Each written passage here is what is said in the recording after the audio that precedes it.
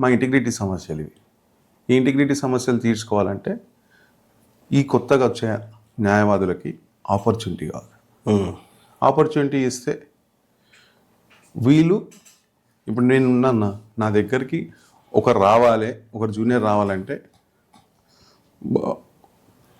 నాకు ఒక ఫోరం ఉండాలి.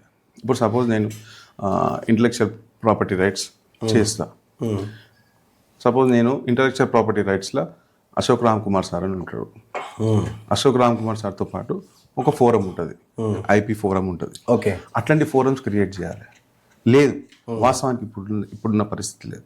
ఓన్లీ ఆర్బిట్రేషన్కి మట్టుకే ఉంది తప్పించి వేరే ఇంటలెక్చువల్ ప్రాపర్టీ రైట్స్కో, లేకుంటే సైబర్ సెక్యూరిటీస్కో, లేకుంటే సైబర్ లాకో, లేకుంటే దేర్ ఆర్ మెనీ స్కోప్స్.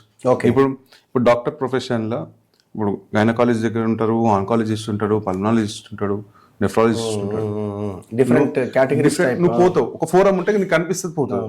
ఇలా మాకు బార్ కౌన్సిల్ ఏమని చెప్తుందంటే, అడ్వకేట్ యాక్ట్ ఏం చెప్తుందంటే, you can't promote your self. Okay, నువ్వు అడ్వర్టైజ్ చేసుకోవద్దు నీ గురించి, ఎక్కడ బ్యానర్లు పెట్టొద్దు.